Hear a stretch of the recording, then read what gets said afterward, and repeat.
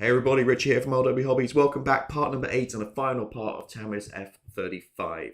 So last week we got it to this stage, now we'll get across the finish line and do a final reveal at the very end. So let's go ahead and get started.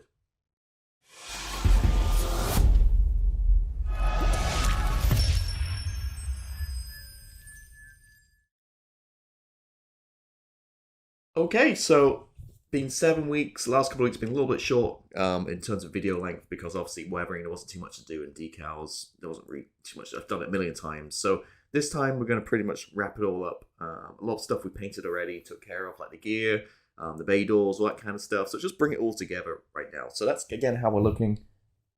And on the underside. And as a reminder, we're not going to fully load this thing out. We're just going to throw it's an aggressor. Even though it's an aggressor, just for visual appeal, we'll throw a couple of AM rounds in the bay probably, and we'll see where we go from there. But pilot sim, as I said last week, it's got basically now just subcomponents, just bring it all together. So I'm going to go ahead and start getting the gear together. I think that'll be the first thing to do, put the gear on to get it standing up on its own. And then from there, we'll go on and do the rest and get it through. Stay to the very end, because as always, at the very end of the video, I'll do some still photographs, and I'll take it outside and do a little video in the daylight so you can actually see how it looks close up. All right, let's go ahead and get started. All right, so working along here, these sensors got on top. Man, these were so tricky. There's holes, but they just want to stick, want to glue down. I don't know what the problem with that was, but I think eventually got them to stay. Definitely some paint touch up on here. And the color called out is basically the same as the light leading edges, which is the guns. I think it's 308 or whatever I'm using for the light edges. Is that color? It's some kind of mix in the instructions. But yeah, these guys weren't easy to put on at all. 2 on top, 2 on the bottom. And you see we've got the gear on. Now the gear, really nice the way it fits. Nicely engineered. Got some super glue. From here on in, I'm using super glue for everything because it's all painted parts. And just note where that placement goes on here. And it goes into there. Offset masking up the front is looking really good. That painted part we did. And I don't know why, but I put the pitot tubes on. That's not my last thing I ever do, so I'm not sure why I put them on so early, but anyway. So yeah, coming along nicely. So now we're just working through putting bay doors on. Got a piece of foam, so I'm not going to scratch anything. But yeah, these were a pain to get these two guys on. I don't know what the problem was. A sloped surface maybe, it kept slipping. I tried super glue, I tried extra thin, but we got them on in the end. So, all right, so now we'll work through getting all these bay doors on and finishing up the bay, and we'll go from there. All right, so can't remember if I mentioned this before, but put the nozzle on, a couple of drops of super glue. That's all we need to hold it in. And you see here, we've got all the bay doors on.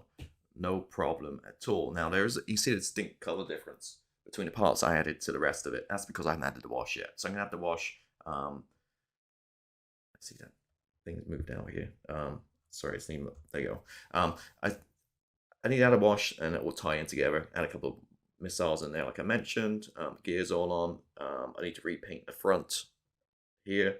The bay doors. But we're in pretty good shape. So it's a little tricky to get these back guys in, but you really have to look down the side, and there is a little, you see, if you hold it at right angle, you can actually see the slot where these guys go in. So that was a little tricky. These weren't really a problem at all. I did have these wrong way around initially. So I guess just pay attention to the instructions, and the way I saw instructions was there's a couple of little kind of panels at the front of these. See there, that should be towards the front, not the back of the fuselage. And yeah, so that's really how I figured it all out. But amazing detail, no problem at all putting all this together, really. And that's how we're looking. So it's now on its gear. I'm glad I had that nose weight early on, 1/2 ounce in the front, just in the front here, just adds a little bit more therma. I'm worried it would be a tail sitter without it, and as often the case instructions don't really mention it. So yeah, that's how we're at, getting there slowly but surely. Also super glued in the frame. Of course, I had a nightmare with that, didn't quite the right place, but I got it frame in, super glue, let it dry, and then, obviously it's going to just sit. Hopefully it fits over the pilot, and it's going to fit in like so. So yeah, taking shape, looking good. I just need a clear coat around this guy. I'm not sure there's any decals for that one or not. I need to check real quick, but we're 99.9% there. So I think at this stage, yeah, well, I'll come back and do the ordnance, and then we'll kind of wrap this up. Very, very close to finishing now. So let me kind of talk through one last time, and then we'll wrap this up. So let me find something to point with. Tweezers. So got this guy in. No problem at all. Now these doors to nose gear, I couldn't figure it out. They wouldn't fit. So what happens? You got to thread through the back box, which is green, and basically you kind of clip it over, and they go on the outside of the fuselage. So they go on the outside of the fuselage, and then just kind of clip on the inside. And the fit is so good, I don't even need any glue. I did add a couple of touches of super glue just to tie it in, but no problem at all. Back here, before you put these pieces on, you have these guys, these like panels to go on. And it doesn't really make it so clear in instructions, but you got to put these in first before you put this piece right here on these pieces on each side. I didn't do that. Now it's not the end of the day. I'm going to mount an AMRAM on these. You're not going to see it, but just cognizant of the fact that you put this in first. I gave everything once those pieces on. I gave everything just kind of tied all in. Just another quick wash of the Abteilung. Same as we used the whole build.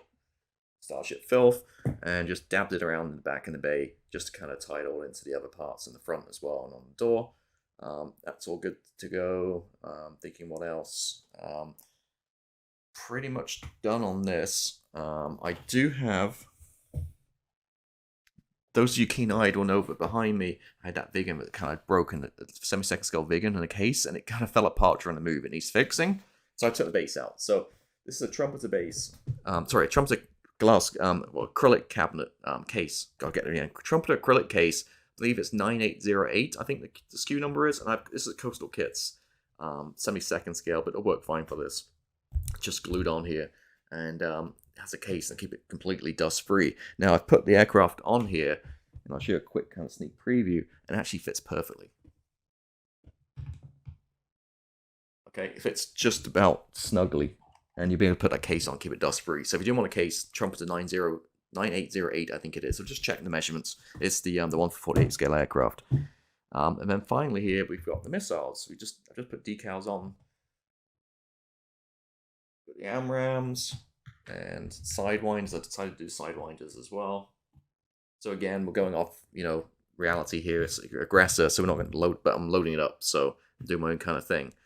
Pylons painted light ghost gray.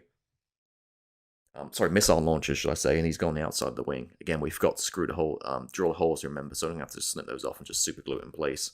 I think it's a pretty good location where I need to put it. I'm pretty clear, panel lines and stuff. So that we're almost there. So all I've got left to do is let these dry, just put some solution on here. One last thing I should mention is fins. I always hate painting fins on these missiles. Normally mask it, spray it, whatever, it's just a pain. And what I did this time around was I just took a flat brush. And it's so much easier because then I went to the edge and just painted it down. I could get a straight line. And it worked way easier for these. So rather than a pointy brush, a flat brush, and just gently work my way across and run that line to get a nice, neat, painted fins, not fan blades, fins. God, I'm all over the place right now, my language. Sorry, it's fins on the missiles. Yeah, and that is pretty much it. So I'm gonna let these dry, get them a quick coat, clear coat, seal all the decals in, get them on the missile launchers, get everything in, and we'll do the final reveal. And we're finished. Really enjoyable build. Got there in the end. A lot of work. Now, for me personally, when I thought F-35. The shape of it, I thought, get the thing not together in a weekend, a couple of sprues, parts. But there's a lot of plastic in there, like a lot of plastic going on.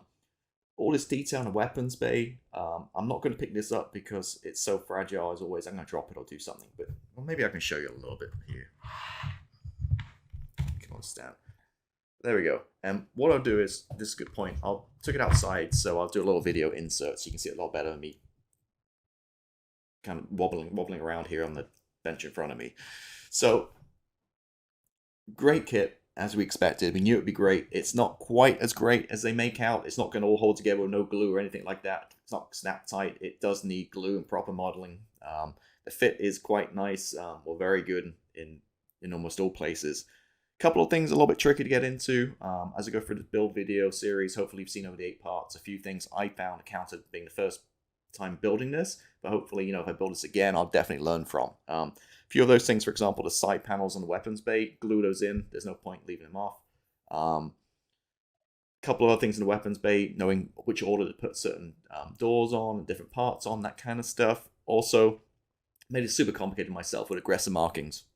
Didn't get a mask set. I masked it myself, hand masked it all, painted it all, painted all the leading edges stuff myself as well. Didn't use the decals, and it was a lot of work. And then I went the round tape. So the round tape adds like another 100 decals onto for the early version. So a lot of stuff going on there. But what I'll say is, whatever the price at the point when you buy this, I got it at a good price. So whatever you pay for it, that's all you need in the box. You don't need any mask set for canopy. It's included. You don't need a resin seat. You don't need a pilot figure. All that's included. Nice slide molded ordnance like sidewinders, AMRAMs, one piece, not two piece. You don't need any kind of aftermarket ordnance. Everything you need is in the box. You don't need to spend a penny outside of that. Unless you, like I did, obviously markings like decals on the aggressor, so I bought the aggressor markings. But other than that, you got what, 8, 9 different versions in the box, albeit all the bland kind of camouflage grey versions. But there's just tons of options in there, and you can do. And again, we went through. You can do beast mode. You can have the missile launchers like I did, or you can just have it stealth mode. I don't know why you'd ever close up the weapons bay, because that's where all the detail is. There's amazing detail in there. I don't know why you'd ever close it and hide it.